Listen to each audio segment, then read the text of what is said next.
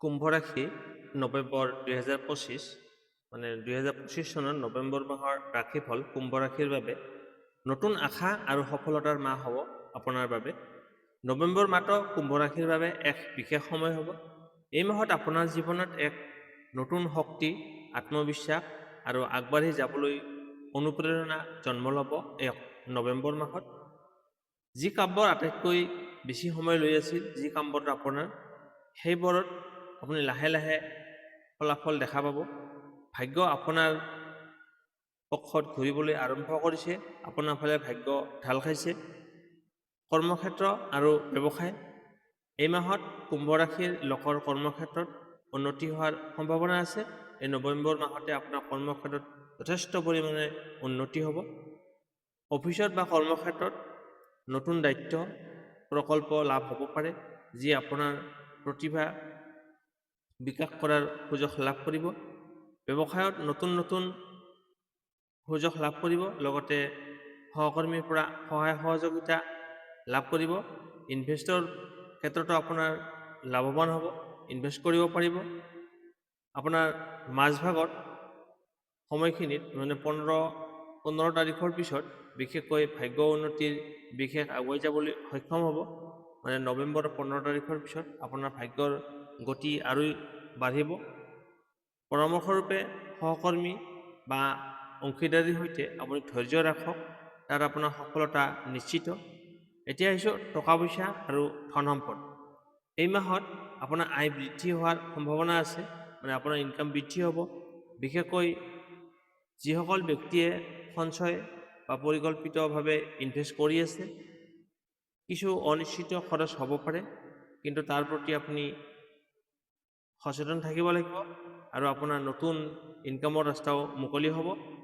পৰিয়ালৰ কোনো সদস্যৰ পৰা অৰ্থনৈতিকভাৱে সহায় সহযোগিতা লগতে লাভান্বিত হ'ব। পৰিয়ালৰ কোনো সদস্যৰ পৰা আপুনি টকাৰ সহায় পাব পাৰে। প্ৰতিকাৰ হিচাপে আছে 11 তাৰিখৰ পিছত ধন সম্পৰ্কীয় সিদ্ধান্ত লোৱাৰ সময়ত আপুনি চিন্তাশীল হওক। মানে 11 নৱেম্বৰৰ পিছত আপুনি যদি ধন ক'ৰবাত ঘটাবলগীয়া হয়, তেতিয়াহ'লে আপুনি ভাবি চিন্তি কামবিলাক কৰিব। প্ৰেম আৰু দাম্পত্য জীৱন, প্ৰেমিক প্ৰেমিকাৰ মাজত মানে সম্পৰ্ক মজবুত হ'ব, বৃদ্ধি পাব, মৰম ভাল পোৱা। এজনে আনজনৰ মন বুজিবলৈ এই মাহটো উৎকৃষ্ট সময়, ইজনে সিজনক বুজি পোৱা এই মাহটো উত্তম। বিবাহিত জীৱনত সম্পৰ্ক মজবুত হ'ব, কিছুমানৰ বাবে নতুন আনন্দৰ সঞ্চাৰ হ'ব। যিসকলে অকলশৰীয়া অনুভৱ কৰি আছিলে, তেওঁলোকৰ জীৱনত নতুন কোনো মানুহ আহিব পাৰে, যিয়ে আপোনাৰ জীৱনক সুখী কৰি তুলিব। মানে এতিয়ালৈকে যিসকলে অকলশৰীয়া হৈ আছে, তেওঁলোকৰ এই নৱেম্বৰ মাহত জীৱনসংগী আহিব আৰু জীৱনত সুখী অনুভৱ কৰিব। সচেতনতা, অহংকাৰ আৰু অতিৰিক্ত যুক্তিতৰ্কৰ পৰা দূৰত থাকক। মানুহৰ লগত তৰ্ক বিতৰ্ক নকৰিব আৰু অহংকাৰ ভাৱ এৰাই চলক।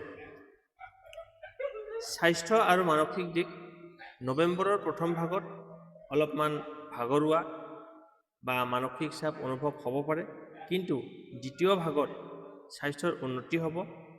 নিয়মিত পৰিমাণে আপুনি টোপনি মাৰক, প্ৰাকৃতিক আহাৰ আৰু ধ্যান মনৰ শান্তি আনিব। আপুনি যথেষ্ট পৰিমাণে ৰেষ্ট লোৱাৰ প্ৰয়োজন।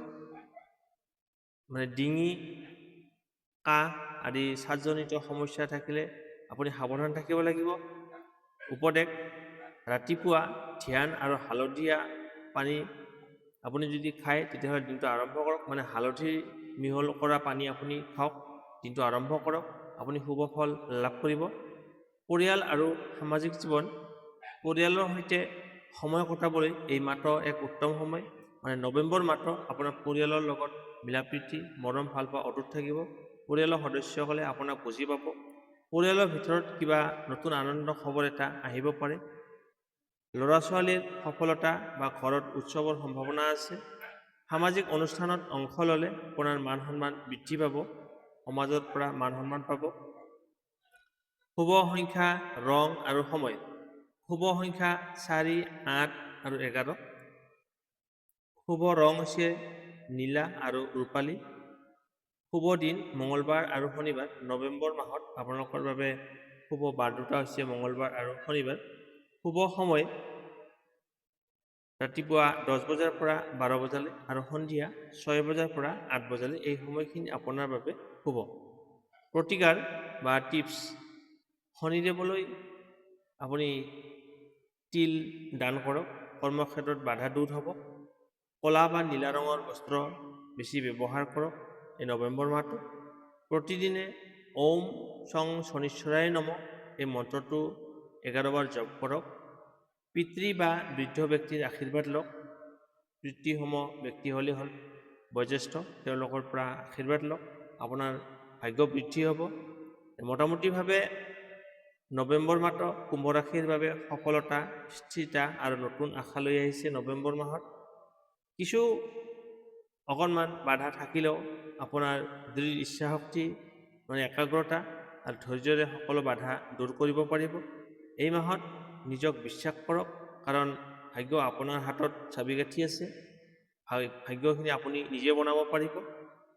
ইমান পৰে আপোনালোকে নৱেম্বৰ মাহৰ ৰাশিফলখিনি শুনি কেনে পালে কমেণ্ট বক্সত জনাব। ভাল পালে লাইক, শ্বেয়াৰ আৰু চেনেলটো ছাবস্ক্ৰাইব কৰিবলৈ নাপাহৰিব। আজিলৈ বিদায় লৈছোঁ। আকৌ লগ পাম অন্য এটা নতুন ভিডিঅ'ত। ধন্যবাদ।